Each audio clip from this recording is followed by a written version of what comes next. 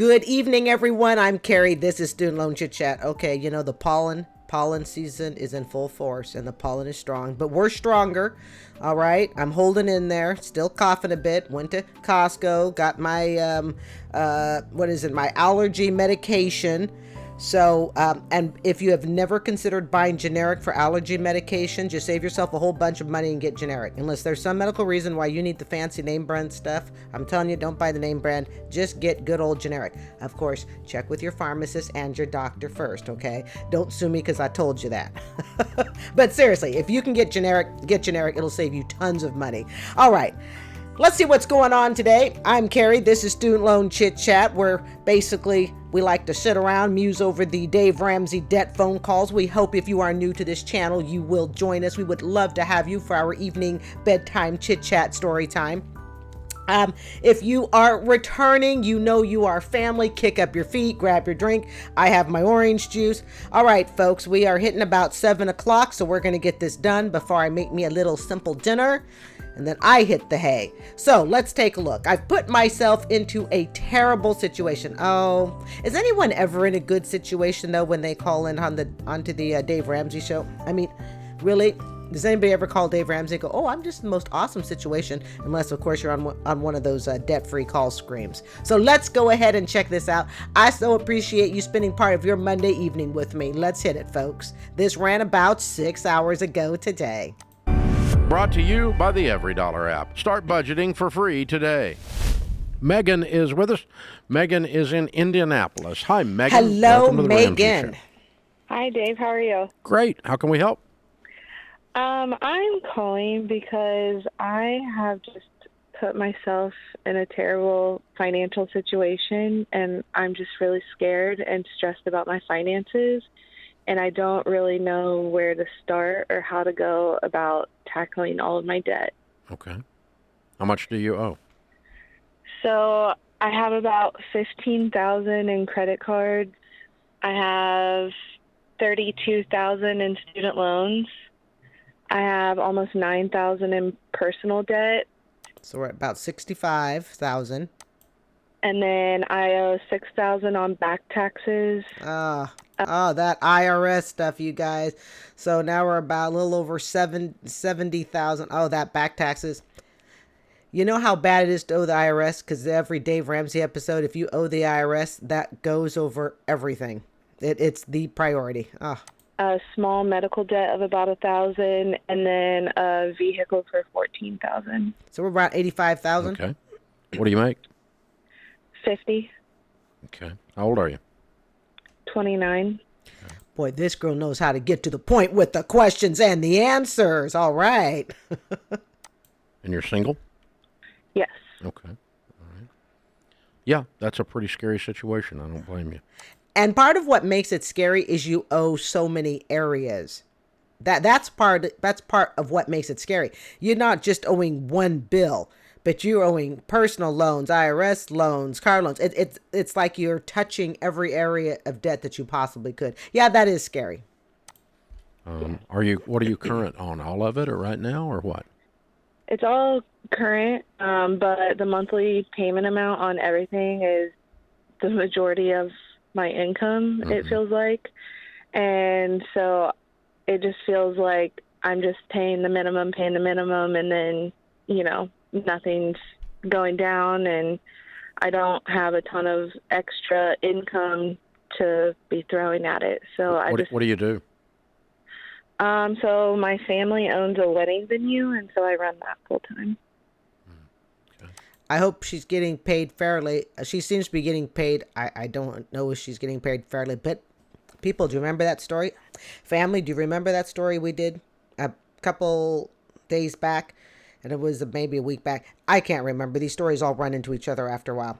It was about the guy who worked for his family's farm, and they were paying him $30,000 a year after 5 years of labor, and they were paying his wife $40,000, and he realized he could probably be making 3 times that much if he worked away from the family farm, if he worked for somebody else, because his family was basically screwing him over. So I hope she's not getting the shaft here.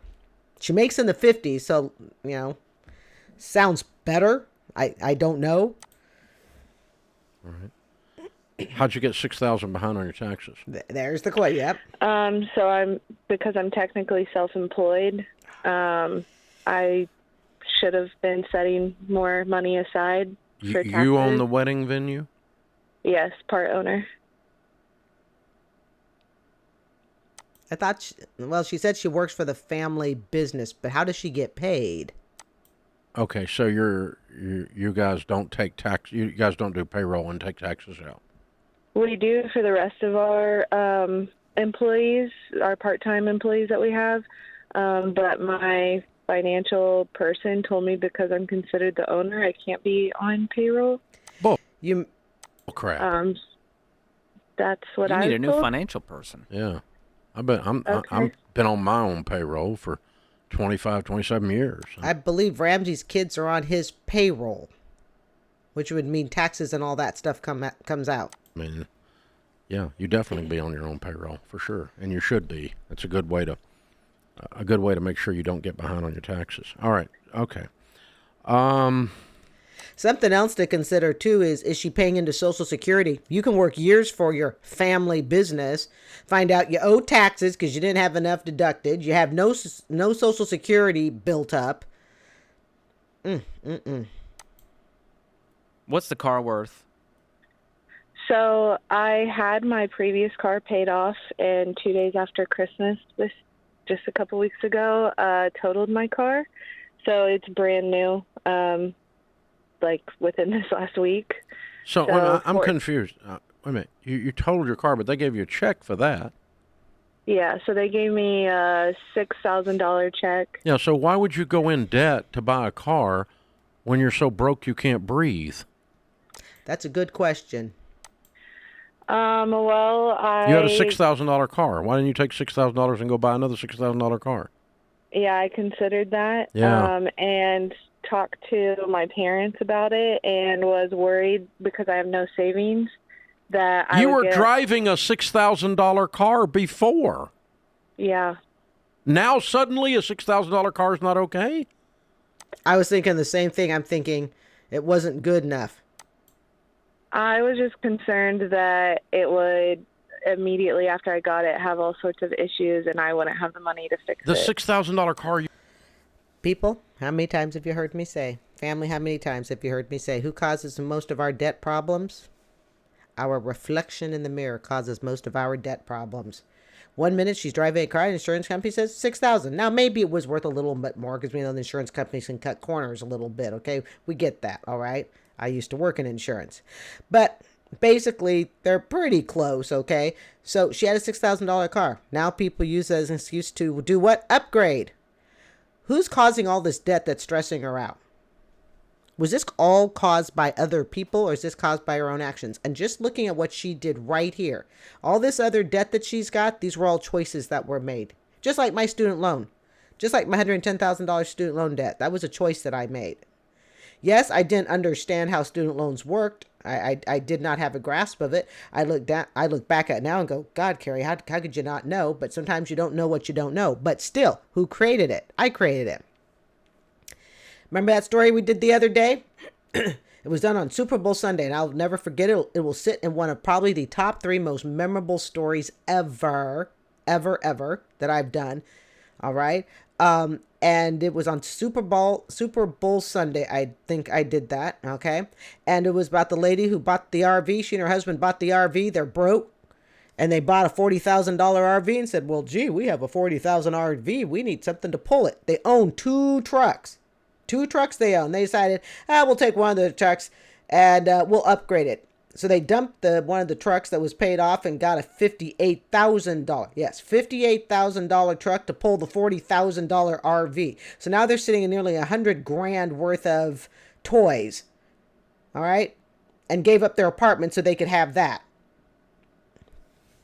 She did this to herself. People will use tragedy. I'm convinced people will use tragedy to have as an excuse. People use tragedy as an excuse to spend more. Well, I know I've been driving around the $6,000 car, but as long as it's totaled, we'll just go ahead and get a more expensive car. Right? Oh, by the way, for those of you who like to poo-poo leasing, because you know I lease, no secret on this channel. Okay, I'm getting ready for my third lease this fall.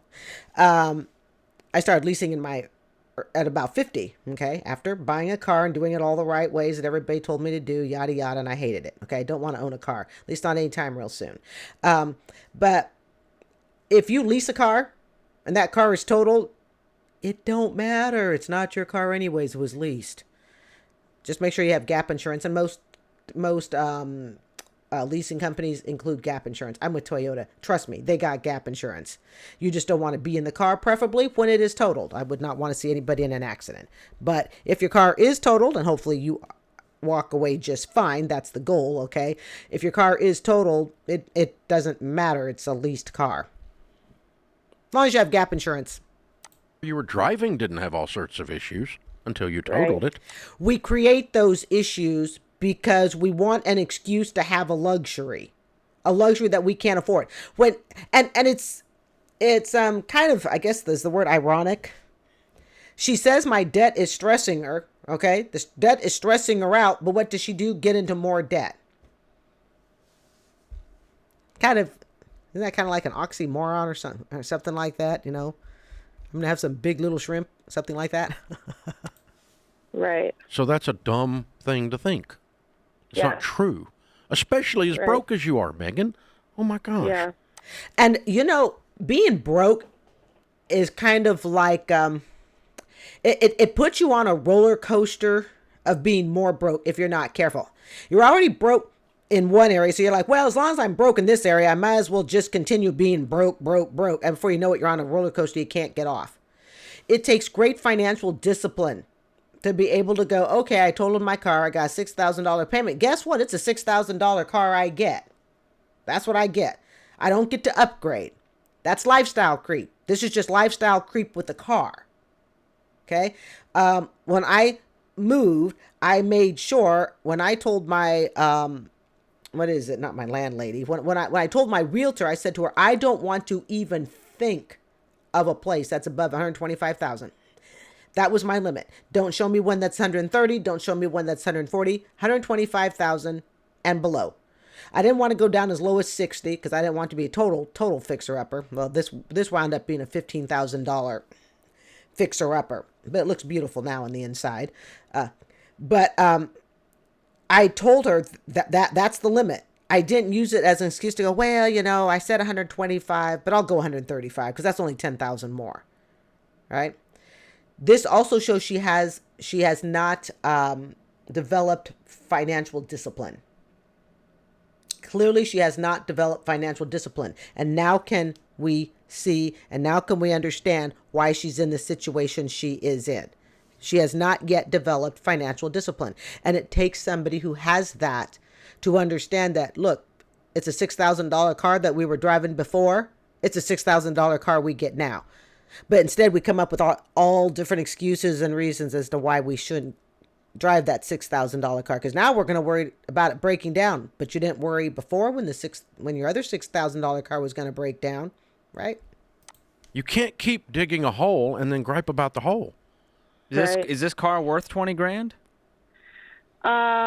So I put the $6,000 towards the $20,000 car. So she just went from $6,000 to a $20,000 car. This is the gal who says she's all worried about her debt. The mortgage is 14 then. Yeah, so the car you just bought it for 20. The loan is 14. Yeah. Great. So if you sold the car for 20, you would get a check for $6,000 after paying the loan. Yeah, let's do that. Let's go ahead and sell it. That's gonna. She won't do that, Dave. She's not going to do that. It's very hard when you've put yourself into a nicer vehicle to go down, 3 notches. There's a difference from a $20,000 to a $6,000 car. There's quite a difference. It would be like me saying, well, I'm going to go ahead and take a $175,000 condo instead of a $100,000 condo. Well, I can get a whole lot more for $75,000.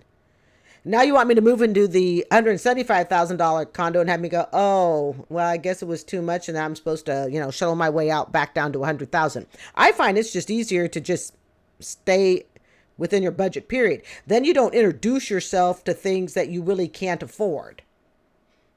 She's not going to sell the car, even if it makes fiscal sense. She's now had the experience of being in a $20,000 car, and she's going to keep that car. Mark my words, she will not sell that car. Going to help because you have $77,000 You just took on in debt. more payments when you can't afford the ones you've got. Right. And then call me confused, thinking you're bankrupt. And perhaps wanting sympathy? 4 weeks after you did that, right? Right. Yeah. You understand how inconsistent that is, right? Yeah. Okay. Think about this, Megan. You could clear 20% of your total debt just by selling this car and driving No, a that's cheaper not car. true. 14 Yeah. grand out of the 77. Right. That'll get you on your way. Right. Now making 50. Let's do another job or Okay. two. So, Get the how income many up. hours a week are you working at the family business for 50 grand? It varies week by week. Right now we're kind of in a slow season through March, but then it'll really pick back up starting in the spring Okay. through the end of the year. All right. So, And she's clearly not watching how much she owes on her taxes. I have to be honest, guys, I will never understand it. I will not understand people not paying their taxes. I will never understand it. You know, I can, maybe I could understand we didn't have quite enough set aside, but I'm so paranoid about taxes that, I put more money aside than I think. Okay. I put more money aside than I think. That way I don't have to worry about it. you called, I'm scared, and I'm stressed. So I went and bought a $20,000 car. And I've been there. I know how that feels. It's not fun. Okay? Yeah. Because I feel like I'm stuck. And the math tells me that you are stuck. And part of the reason I think she was, this is another thing, when your debt income is all out of whack, I think part of the reason you get into more debt is you're so stressed out about the debt you're in, you're trying to find a sense of reward anywhere. You've worked hard, you feel like you don't have a sense of reward. And since debt freedom seems so far away as a sense of reward, or even being able to control your debt seems so far away as a sense of reward, what do? You go into more debt. I will tell you one thing about having control of debt compared to when I did not have control of debt. When you have control of your debt, you don't need rewards for things. You really don't.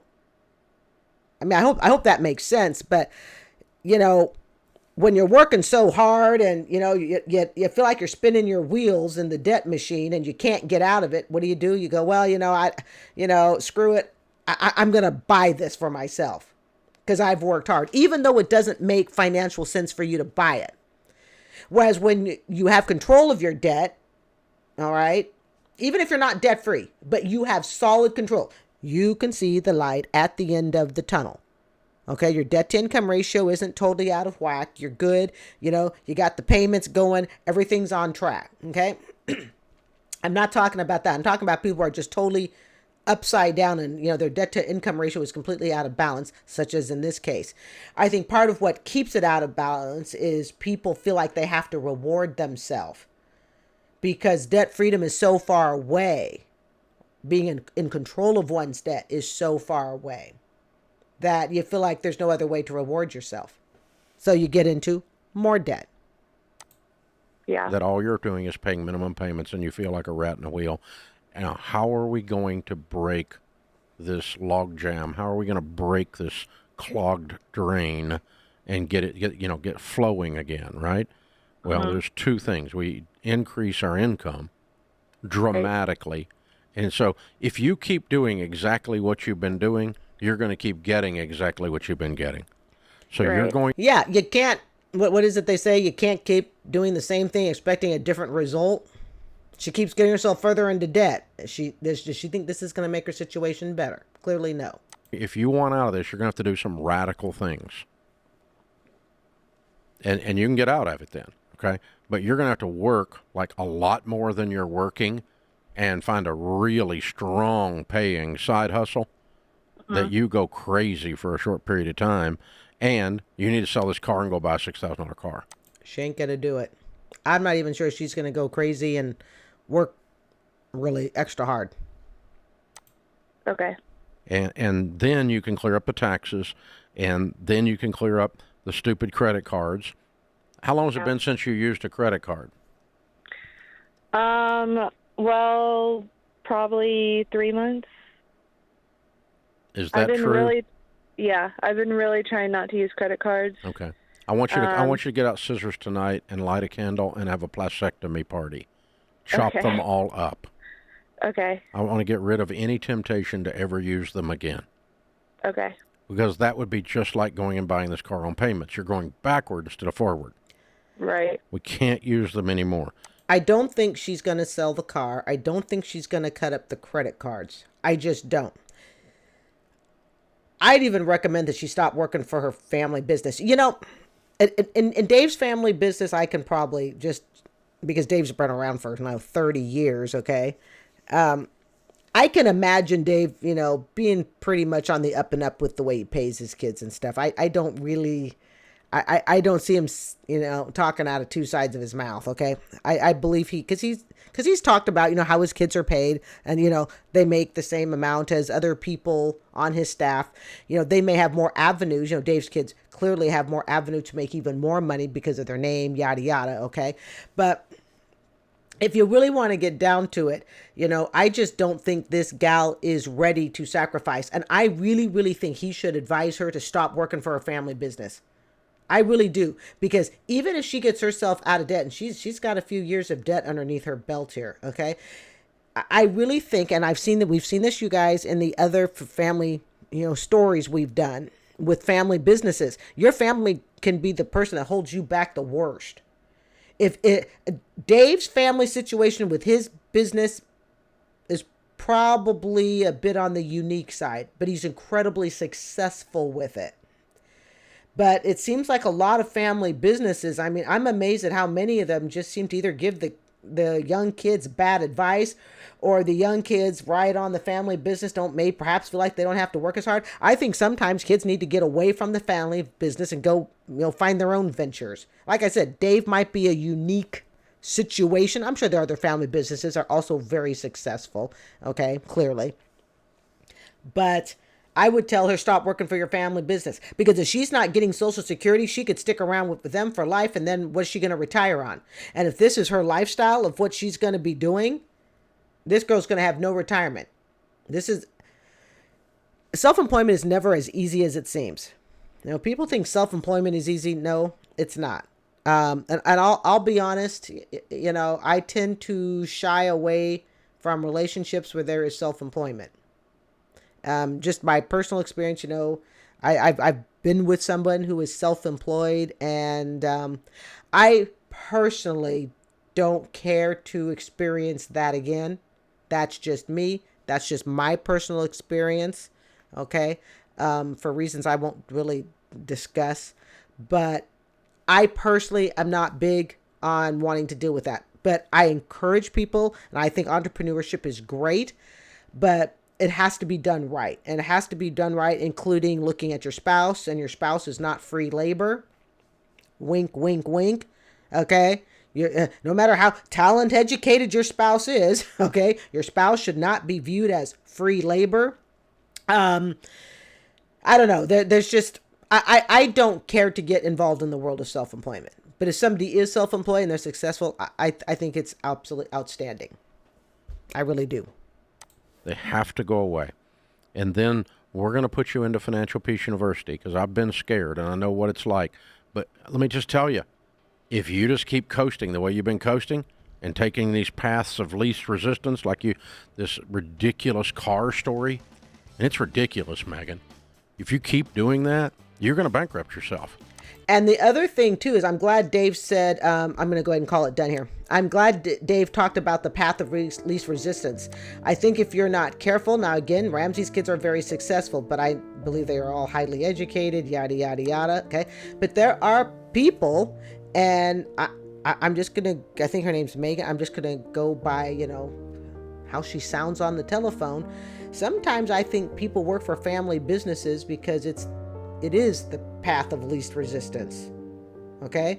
But the problem is, if you're not careful, that family business in the long run can hurt you and do you more harm and damage than if you would go and work for someone else. and simply have a family relationship with your family that is not connected to business. And as you know, and I've discussed it in another video not too long ago when it dealt with the family business, okay, the farm and the parents, using the son and the daughter-in-law for cheap labor. I will not ever work for a family business again. That's just, again, my experience. I will not work for a family business, and I do not wish to be in a relationship with someone who has a personal main business, unless that business is so well established that, I'm not needed. But when the business is at a level where, hey, Carrie, you can, you know how to type and you know how to write, work for me for free. I kid you not. Okay. That's just something I am not interested in. I know that shortly, after I got divorced, and on dating sites like every other, Tom, Dick, and Jane. All right. And one of the people I talked to, never met, but just those casual conversations. He said he had a business. It was a home business, and he did some sort of mail order company or something like that. And my first thought was, oh great, I'm gonna become a free envelope stuffer. And I was like immediately turned around and out in the other direction. Again, I think home businesses, family businesses can be great, but sometimes the best people to work for a family business are people not related to the family. It's just my personal experience, my personal opinion. All right, folks, I'm Carrie. This is Student Loan Chit Chat. I want to thank you for joining me on this wonderful Monday evening. I do hope you will consider subscribing, and don't forget, have a beautiful night. Bye.